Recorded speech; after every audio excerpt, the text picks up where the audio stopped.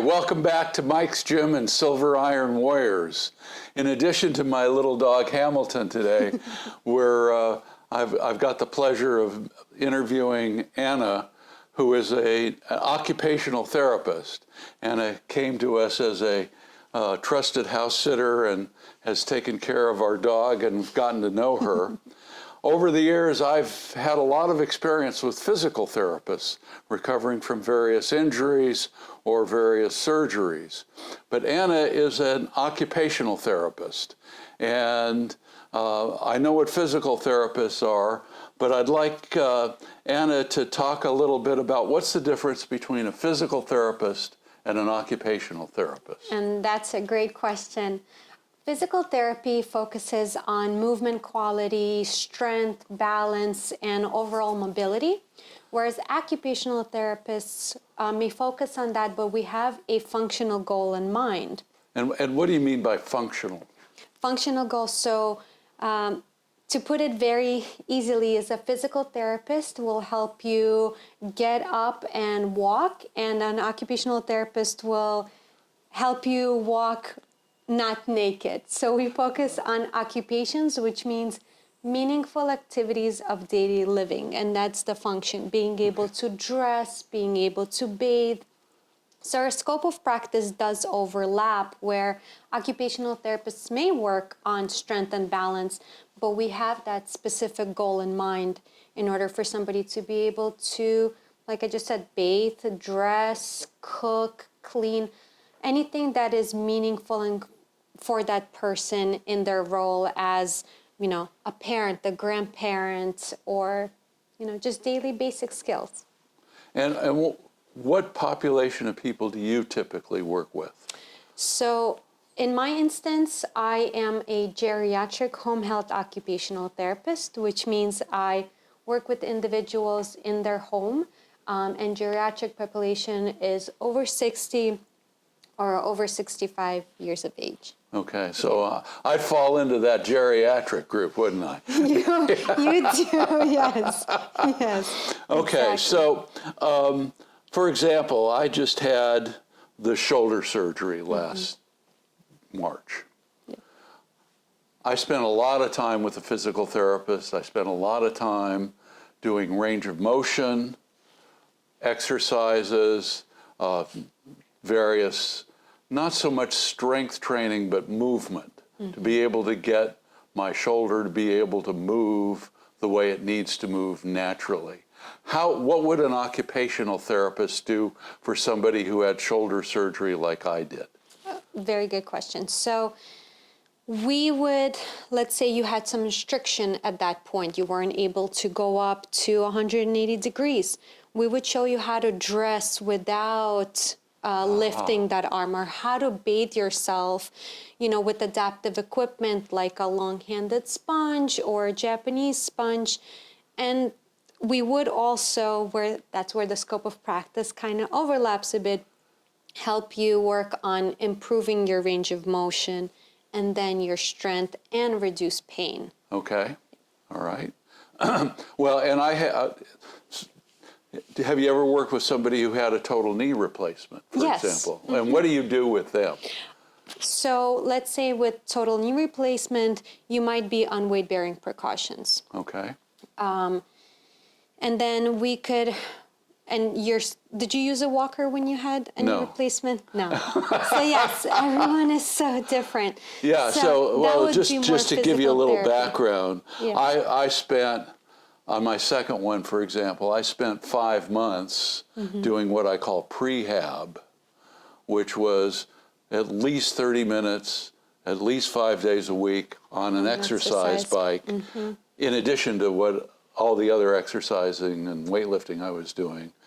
So when I went into the knee replacement, not only did I never use a walker because I refused to allow myself to be considered that old to need a walker. Hey, totally get it. And that's where so go ahead. You were saying, I didn't need a walker, but some of your people do? Some do, yes. And it all depends on your goals and where you were before the surgery. Let's say somebody did need a walker and they also needed to be able to make themselves a meal. Okay. So I would recommend a walker tray is what we call it, in order to be able to put your plate or items out of your fridge on that walker tray. And how can you move safely and be able to accomplish all of those things Okay, all right. with the walker? Okay. Yeah.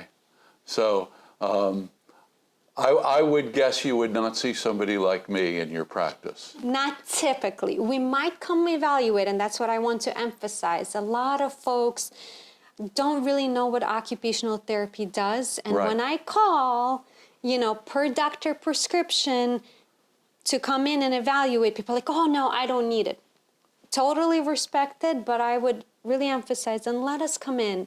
Let us evaluate. We might have some tips and tricks up our sleeve, and be able to make it safer for you to do certain things around the home. So what are the things you're looking at? I'm looking at, are you able to carry out your activities of daily living as safely is the key word, and independently as possible. Okay, but when you look at a house, when you come in to do an evaluation, say for some reason my doctor said after one of my knee replacements, you need to go in and evaluate his living situation. What would you look for? The way I approach it is I look at, are you able to, safely get in and out of a bathtub, for instance? Okay. When you're stepping in, do you have the balance, depending on the pre-existing conditions, to be able to step over safely? Okay. Or should we use, a shower chair or a tub bench in that instance in order for you to be able to get in and out safely? Okay. Yeah, that would be one of the things. All right. What else are you looking for? Getting in and out of bed safely. Are you able to make yourself a meal? Are you able to get yourself dressed? Okay. All Things right. like that. And usually I ask for it in a questionnaire and then ask to show, because somebody might over-evaluate their capabilities, not you. You had those surgeries and came in with good balance and good strength already, which really helps recovery process. Okay, yeah. But some folks are more sedentary and have higher needs. So in that case, I would be more thorough in actually seeing, are they actually able to do what they're saying they're able to do? Well, when I had my first knee replacement, I knew I wasn't going to be able to do a number of exercises, particularly lower body ones. But I set up in my power rack a bench press with the weights already on, because I knew I wasn't going to be able to move the weights. And a physical therapist came to my house, and he looked at that and he was not happy. Okay. He wanted me to first of all take a number of the weights off, because he thought I was lifting too much. And so that was the physical therapist who came in. When I had my second one, he came out again and he said, okay, I know who you are. That's right. That's right. We come with this preconceived notion that oh no, you shouldn't do that. But it's important to get to know the person and make individualistic plans and goals, based on who you are versus your age and our view of how you may be functioning. Okay. Yeah. All right. Do you ever see athletes that have had something happen and you have to come in and help them? Usually not, but I have had, individuals who have had hip replacements, for instance, that were active prior to the surgery. Right. That have been doing yoga or running or, being into some kind of form of physical exercise. Okay. Yeah. And in that instance, we talk to them about how to safely do things, but we have different goals in mind. We want to get them back to that hiking, biking, yoga, but there is a recovery process. Right. And it's important to follow those precautions for weight bearing and for the movements that are restricted That's all determined by your orthopedic surgeon. Okay. So you work closely with the physicians. We follow their orders, yes, and we remind the patients to go and have those follow-ups, to get X-rays, check where they are in their recovery process, and also it helps us to know, okay, now you're able to put full weight on your leg or partial weight, and maybe. So with hip replacements, you're not supposed to go past 90 degrees of hip flexion, meaning you're not allowed to bend down or raise your legs. So how do you put your socks on in that instance? How do you put your pants on? Hey, that's where OTs come in. We have adaptive equipment that we could recommend to do that, like sock aids, reachers, dressing sticks. Yeah. So, Interesting. yeah, I remember really after cool. my first knee replacement, it was very difficult to get pants on. And actually, the nurse in the hospital said, well, use your other leg first. Start with the good leg, put the pants on that way, and then it's easier to get the other one on. Okay. So that's sort of an occupational therapy, but the nurse in the hospital showed me how to do that so I can get out of the hospital. Right, scope of practices definitely overlap. Yeah. Interesting. 100%. But I remember that was hard, was getting the pants on. With the knee. So I would imagine a hip is even worse. Yeah, you have more restrictions with the hip for sure. Yeah. For sure than you do with the knee. Yeah. Now, what advice would you have? I've got a number of people who've subscribed to this channel who are interested in or possibly doing some of the kinds of work that I do in terms of strength training or physical fitness activities. What would you recommend for people who are watching this video to do to keep from needing somebody like you? Yeah. Well, as you know, Mike, as we age, unfortunately, we lose some of our bone density, right? So a way to keep your bone density up is doing what you're doing, but could be to a lesser degree, using weights. Weights help with improve and maintain bone density, and so does walking. Any kind of compact exercise will help. Walking also improves cardiovascular health and maintains your strength in lower body. Balance exercises are so important because falls are very typical, and if we have decreased bone density and we fall, more risk of getting a fracture. So maintaining that mobility, stability, balance is very important. So regular exercise, 100% I would recommend, on a daily basis. And particularly with some weight bearing. With some weight bearing, yeah. With challenging your muscles with some weight. Exactly, and if you want to elaborate, what does it mean to challenge your muscles? So if you want to expand on that. Well, as artists said in our prior video, it's not lifting a 2-pound dumbbell 30 times. Exactly. If you can do it 30 times, you know that it's too easy for you. Yeah. So you want to be able Maybe to go do up it 4 pounds and do it only 15 times. Exactly. Yeah. Exactly. And if that gets too easy, you want to increase to 6 pounds, 8 pounds. But you want to make sure, and I think that's what physical therapists and occupational therapists want you to really focus on, is your quality of movement. So if you're doing 10 or 12 reps with 6 pounds, but you're not able to bring it up or your movement gets compromised, decrease the weight. Start lower and make sure that you're able to do those exercises in a proper form. Proper form. There Full we range go. of motion. Full range of motion, proper form is most important. You want to keep your joints safe throughout the whole thing. Yeah. Okay. All right. So let's say, you picked up a 6-pound weight.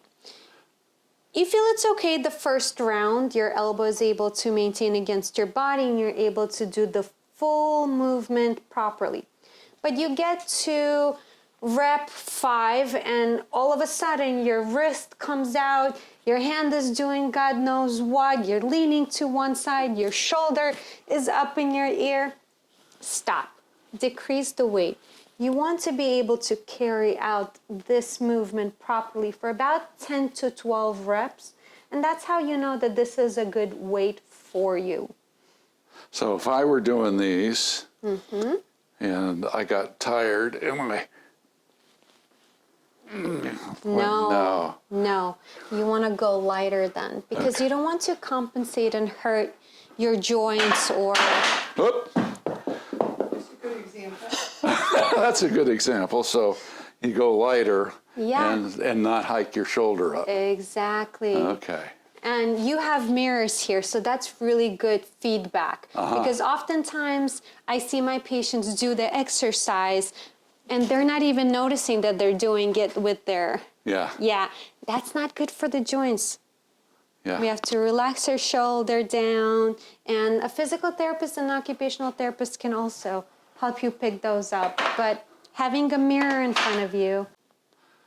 So one of the things that I'm, for my shoulder, was doing internal and external rotations. And what I was doing them like this. Ooh. Oh, not good. No. So you would point out that. Me or the physical therapist would check why are you compensating? Right. Where are you lacking strength? Because we have so many muscles that impact the shoulder, your rotator cuff included. And we would determine why is that happening? Do you need to go lighter? Or also, do we need to strengthen other muscles in order for you to be able to carry out that movement? Yeah, I wasn't properly? even aware of it when I was doing That's what I was saying. Yeah. And so that's part of what happens is you're doing these things and you're using other muscles to compensate for the weakness. Not only that, Mike, but also doing this, you're forcing the head of your humerus into the joint more, and that could cause bursitis, inflammation of your bursite, could cause impingement, and all other host of issues that could be preventable. Yeah, if you do proper form. Okay, interesting, yes. One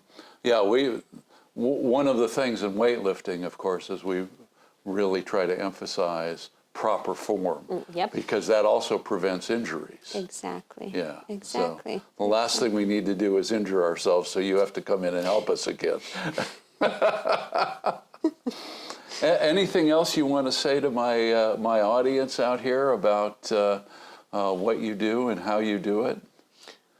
Give us a chance. If your doctor has prescribed, you don't know what, we may find that may make your life a little easier at home after you've had an injury or, post-stroke, whatever it may be. Again, want to emphasize importance of exercise properly. You could always talk to your doctor or physiotherapist on how to carry out those exercises properly. And stay safe. Okay. Well, thank you for joining us. Please like our channel and subscribe. Silver Iron Warriors. Bye. Bye.